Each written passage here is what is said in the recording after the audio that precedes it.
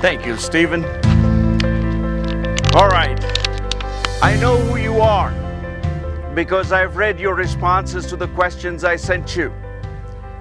And who you are bright and young and enthusiastic and courageous and compassionate young people. You will change the world. So today I brought to you some words and thoughts so that you can look inside yourself for motivation and inspiration and find those things that are truly worthy of you. I'll start with a message that was given by President Theodore Roosevelt many years ago. He said, "It is not the critic who counts, not the man who points out how a strong man stumbles, or where the doer of the deeds could have done them better. The man who counts, the man who gets the credit, is the man in the arena who actually strives to do well, whose face is marred with dust and sweat and blood, who strives valiantly, who errs, who comes up short again and again, because there is no effort without error and shortcoming. But still he strives valiantly to do the deeds, because he knows the great enthusiasms and devotions, and he gives himself to a great cause. For in the end, at the best, he knows the triumph of high achievement, and at the worst, if he fails, at least he fails while daring greatly, so that his place shall never be with those cold and timid souls that know neither victory nor defeat." I chose these words for you because this is a time when everybody is a critic. Everybody is criticizing and pointing out what's wrong, what we can do better. But as I said to you, I see you as bright and compassionate and courageous young people. So today I will share with you 3 pillars that you'll find useful as you make progress in life. And I will give you 2 tools that work no matter where you go, and they will help you become successful. When I give these talks to adults, I give them 1 of these pillars because that's about what they can handle. If I give them 2, they short circuit. But you're bright, so I have brought 5 things for you today. Let's start with the first. Think big. How many of you have climbed a 14er? Do you know which the tallest 14er is in Colorado? It's 14,430 feet. I have a friend, his name is Joe Callahan, and he's a mountain climber. So he comes to me one day and he goes, "Raj, let's go climb a 14er. I said, "Okay." So I packed up my stuff. We went out, we had a great time, we took great photographs, had some great sandwiches, terrific stories to tell. And we came back, and then he goes, "Raj, I'd like to do a better climb than Mount Elbert." I said, "Oh, okay, Joe, let's do it." And then he goes, "I'd like to go to Mount Everest." What happened suddenly was that my mind, when he said Mount Elbert, I was prepared to go. I was ready. Right? When he says Mount Everest, I'm taking a deep breath. I'm going, do I have the endurance? Do I have the stamina? Am I strong enough? What kind of training do I need? Joe's my friend. I want to do this.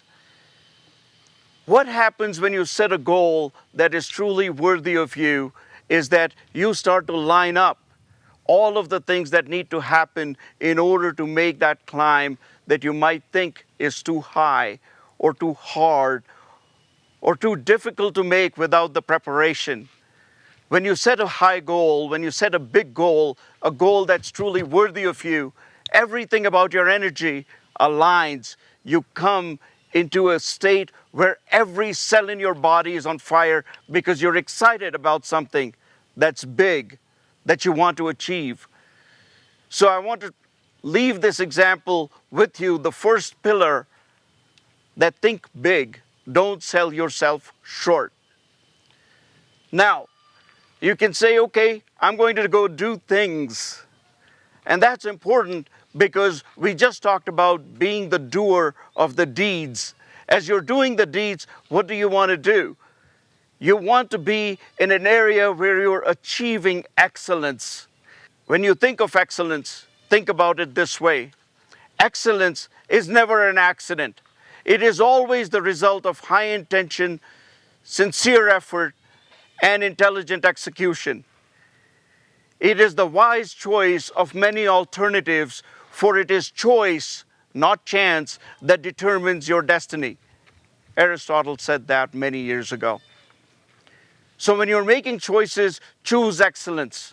Work towards excellence. Here's an example. America decided some years ago that it was going to have the fastest rocket on the planet, so that within an hour you could reach anywhere on the planet and deliver, whether it's food or medicine, or if somebody is doing mischief, we could deliver arms to take them out. But this rocket had to run or speed through the air at 9 times the speed of sound, Mach 9. The engineers built the rocket, then they realized there was a problem. You couldn't launch a rocket from Earth, because if you launched the rocket from Earth, with 10 times the air pressure, it would burn up in the lower atmosphere. It's called the scramjet. But America's full of geniuses and bright people like you. So the engineers came up with an idea.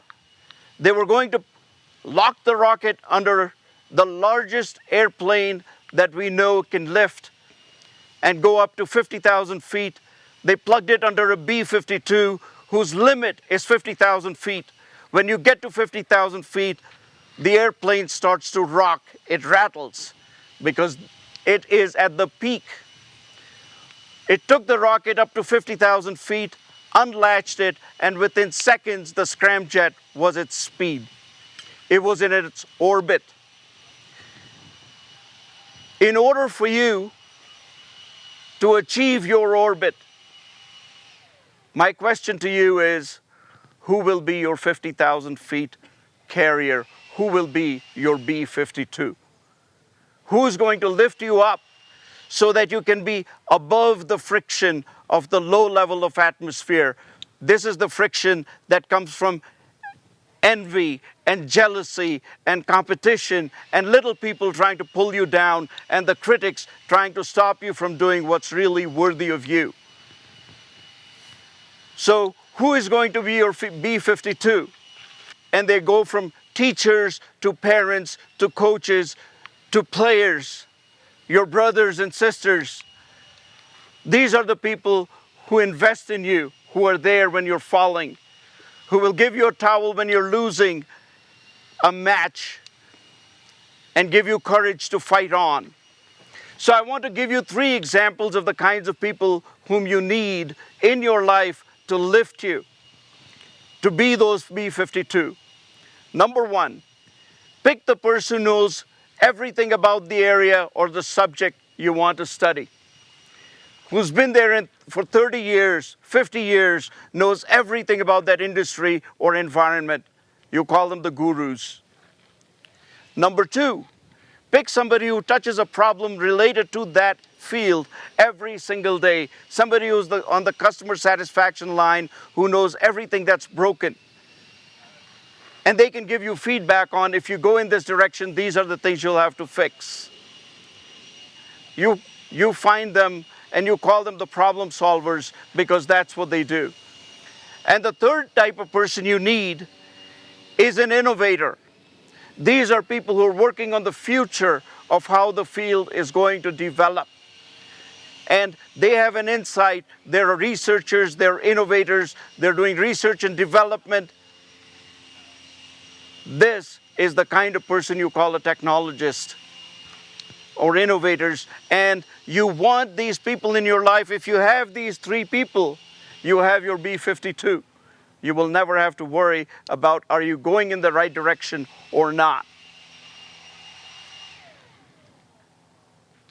So now the 3rd pillar.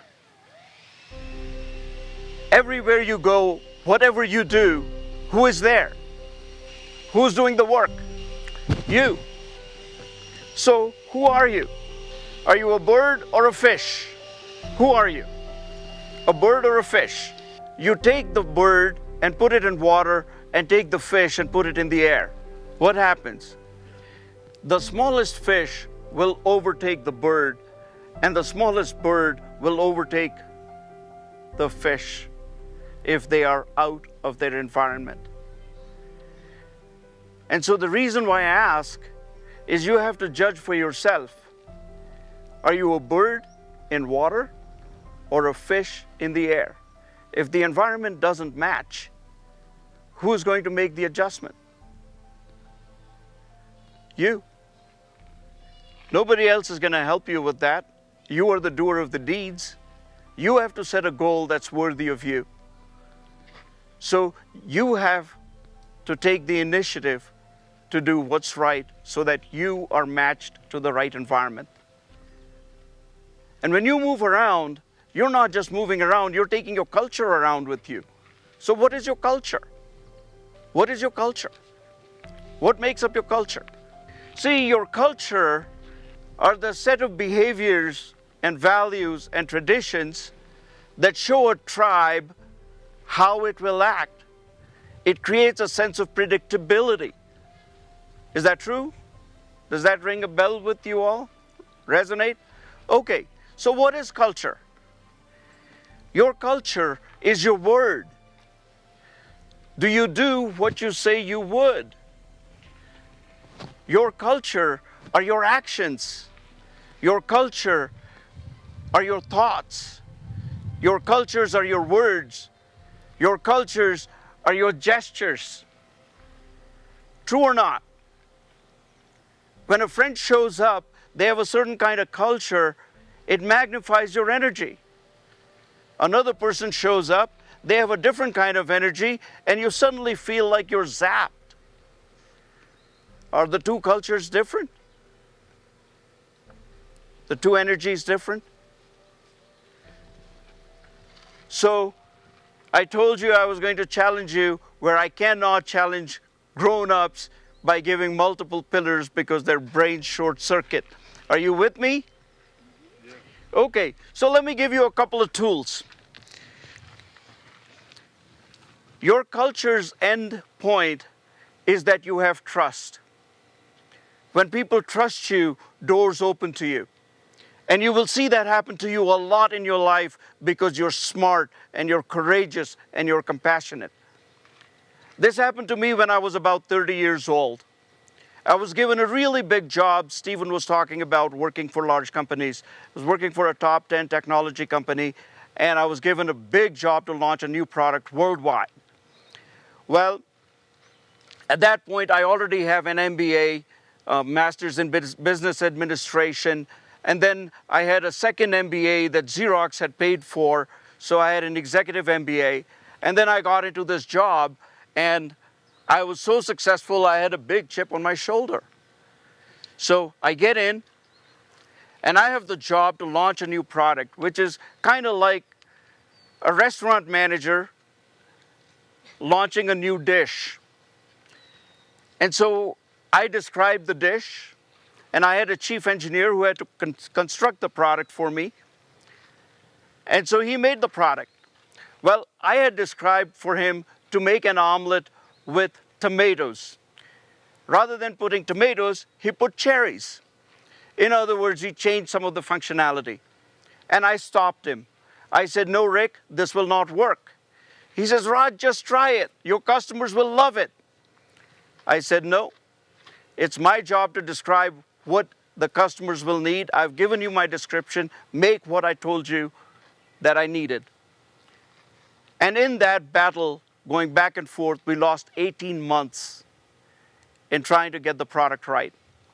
When the product got launched, One of the senior vice presidents called me in his office and he said, Raj, I see something in you that reminds me of me when I was of your age.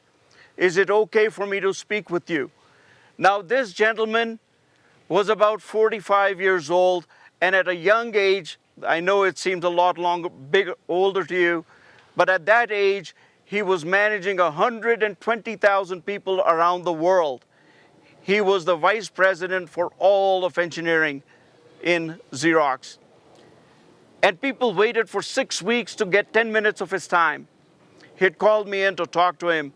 I felt very honored. And in that time, it seemed like I got a second MBA. He told me, he said, Raj, we lost 18 months because you and Rick, the chief engineer, did not see eye to eye. And as we talked more, I understood what I could have done differently. Because there was no trust, I held him to a standard.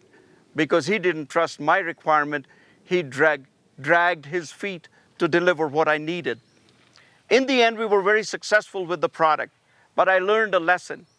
So the very next morning, I showed up at the chief engineer's office, knocked at his door, and I said, Rick, what can I do for you today?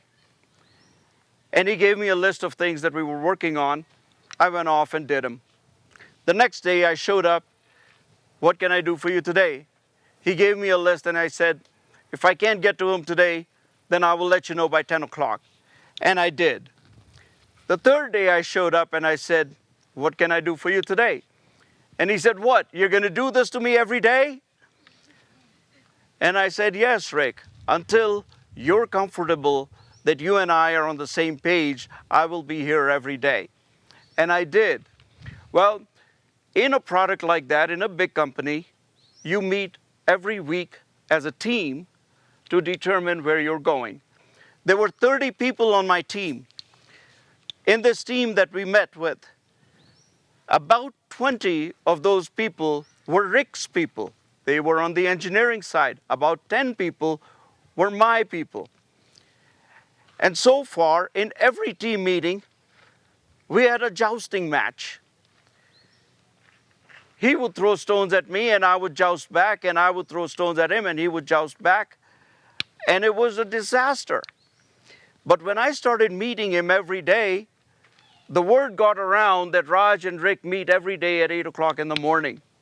Suddenly, I didn't have just 6 people, I had 30 people who were helping my goal. And my entire team was connected to Rick. We had a very successful product, and I learned this lesson. So the first tool I want to give you is just this question. What can I do for you today? And I have used this not just in work, not just with my clients. I use it with my family. If I'm in trouble with my wife, I get in line really fast with my question, what can I do for you today? And the next 2 days, I have all the lists and have all the requirements, and I'm back in good shape. I do the same thing with my children. And children will go, now they know, right? Because they've heard the story many times. I only have to ask once, and they'll go, okay, Papa, we get it. You just do these things and we're good. Now, the second tool I'm going to give you is one that you will use only sparingly, because it is extremely powerful. And when you use it, it will always give you an answer. Sometimes the answer might not be what you want, but it will give you clarity. Okay? And I've only used it a few times in my life, but as I have said to you, it will reveal what you want to know if you're moving forward. So you're young, you're bright, you're courageous, you're compassionate. This is going to happen to you a lot. You're going to move forward. And as you move forward, there will be a lot of people who will resist your progress. Some people might even feel jealous. And some people will throw barriers in your way, or they will send you on fool's errands. You can't afford to do that. You cannot afford to follow those traps or fall into those traps. So you're going to want to know, how you can come out of those. How you're going to know this is first starting with yourself. If you're not sincere and you're not honest and you don't have a sense of integrity, you're not going to move forward no matter what. Because the world knows they can figure you out. But if you have integrity, you work hard, and you keep your word, then you can do this. When you get thrown for a lob, you can get to the bottom, because anytime you're not being productive, not only is it not affecting you, it's slowing down the company. It is slowing down the project. It's slowing down your team. So you owe it to yourself to take action. Here's an example. You'll find people telling you, you keep asking, hey, I need to solve this problem. They'll go, oh yeah, you can solve that problem. Go do this. That was a misdirection, right? You have to solve a problem. Well, this is the barrier you have. So you shouldn't do it. But the reality is, if you don't move forward, something's going to be missing. I was in Los Angeles, and I had 250 people who sold a product that I was responsible for. There were 8 different teams that carried my product, and in the end, I was responsible for training them, for educating them, for preparing them to engage with customers. So it was my responsibility that they sold enough of that product. Well, there was one young manager who had a problem. Whatever it was, it doesn't matter. Maybe I was too tall or too short, or I spoke too fast. Whatever it was, he has an issue. He wouldn't let his team do the essential things to be successful. So I spoke with him once and twice and 3 times, and he just said to me, if you want to do it, if you want my team to do it, then you just do their work. Because in the end, you get the credit. So initially, I backed off. I said, okay, I'm going to go get my performance from these other teams. And we did. But then I realized that wasn't the right thing to do. I couldn't ignore a part of the organization and a whole set of customers who could be benefiting by the solution we had. So I thought about it, and I finally went back and I said to Jared, I said, Jared, I'd like to have lunch with you. Imagine this, right? Here's a person who doesn't care for me, who hasn't given me a break. And he goes, oh, what do you want? I said, Jared, I only want one thing. I have one simple question. It's a huge request. And I'd really be grateful if you can spend some time with me at lunch. So he goes, what's the question? I said, what can I do better? He said, what? I said, I didn't understand and translate what you wanted me to do for you and your team. Because I felt like what I was asking for is what they should be doing normally. But you didn't think that was the right thing to do. I didn't tell him you didn't want to do the right thing. So I said, I'd just like to have lunch with you. And we met for lunch, nice place. If you're doing this, go to a nice place. Treat him well. And when the moment we sat down, he started to speak. And I sat there with a notebook, and I just took notes. I didn't ask any questions. I was not defensive. I didn't justify any of my actions, even if they were right and his actions were wrong. We came out of that meeting, and I had a list of things that I wanted to do. By the way, he came up to me and said, you know, you don't need to do any of the stuff that I was asking you to do. You just come in and tell my team once again where we need to start, and I'll make sure that they will do it. Why? Because I sat down, I listened to him, I didn't justify, I did not argue. You will get to the bottom if you ask that question without judgment, without being defensive. What can I do better? There is a second example of this too, where I found out the reality of the story, but it isn't what I expected. So this time, I'm working on a huge project. It is for the entire corporation of IBM, 11 very, very large divisions, and I'm trying to consolidate them into one. Well, anytime you do that, somebody is going to lose revenue, somebody is going to lose staff, somebody is going to lose clout. Nobody likes you when you do something like that, right? So I have a lot of arrows in my back from it. There was one particular lady who kept coming in my way. I couldn't get the right answers. So she was very crafty. She would always send me on these side tasks. Go do this and you'll find the answer. Go do this and you'll find. And I kept doing that. And there was no answer. So I used the same question again. I said, is it possible that we could meet? I will fly from here, come out and meet you in New York, just to go to lunch so I could ask her this question. What can I do better? And you know what? She never showed up. So you find out, and when you do this and it's public, that you're reaching out to someone, then you buy everybody in. Everybody comes in because they know you're making the effort. You're making the effort to make your project succeed, your team succeed, your company move forward. So what is our second question? Okay, loud. What can I do better? You get into a place where you're not getting any movement. You ask this question, what can I do better? If they show up, you're going to make progress. If they don't show up, you know that that particular resource is not going to work for you. So I want to bring you back to where we started.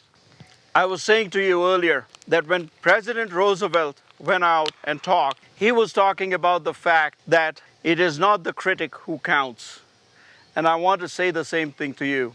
It is not the critic who counts in your life, nor the people who point out how somebody falls or how you can do something better, because you are the man in the arena, or you are the woman in the arena, and you are striving valiantly, and you know that no effort is without error or without shortcomings, but you still have to strive because you're working on a goal that is worthy of you, and you have selected a goal that is worthy of a life, that is worthy of your talent, that is worthy of your energy and your presence. And I want to leave you with that thought that no matter who stops you or discourages you, if you're lined up with a mission that resonates with you, you go out and shine. Now, if you got those two questions, I'd like to hear those again. The first question or the tool is what? What can I do for you today? And the second question? What can I do better? Thank you very much. Give yourselves a huge round of applause for being awesome. Okay. So if you have any questions, I am happy to take them because we got just a couple minutes. Stephen was sharing with you that I am an immigrant from India. And I think you see this in a lot of immigrants. We start out doing whatever it is that we're doing and we want to do as best as we can. And when you do that, doors open and you keep finding out what you're better suited for. And sometimes you don't even know. Other people will come and pick you and say, Raj, you're better suited for this. So again, it's really simple. All you have to do, everyone, and you're young and bright and courageous, all you have to do is be you. And whatever you're doing, be present and do it to the best of your ability. If it doesn't fit, you'll see it. And if it doesn't fit, somebody who's asking you to do that will know it too. And they will point out to you what you're good at. And that's basically what happened to me. I started working for Xerox, and they kept moving me around based on what they thought my skill set was. And ultimately, I realized at some point that it isn't money. It is not money that makes you tick. You want to be of service to people. You want connections. You want connections with people who have values that inspire you. That becomes your goal in life. The key thing is to recognize who you are, what resonates with you. And among affluent communities, we have people who are searching for a purpose. But for people who don't have a shelter, food, clothing, for them survival is a worthy goal. If you have all of those things, you have a roof over your head, your tummy is full, you're educated, you're bright, then your goal should be what you do well and to do it to the best of your ability.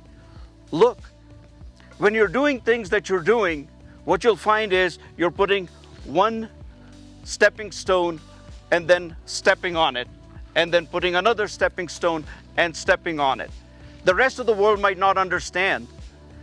And they might go, if you keep doing this, you're going to go into the water. And you keep doing that because that resonates with you. And then the world looks back and sees, oh, there are a certain number of stepping stones, but there is no you. They go, she went into the water. What they didn't realize is that you kept putting the stepping stones, and at some point you gathered so much speed, you're air-launched. Air-launched means you started innovation, you started breaking new ground, you found new things to do. You become the pioneer in the field for which you're aligned. So find out what ticks with you. And you don't have to do it alone. You have all the people around you, those B-52s, the people who support you, and validate with them. Do you see this in me? Do you see me doing this? This resonates with me, it excites me. What can I do next? Learn. That make sense? Okay. Anybody else? Okay, thank you again.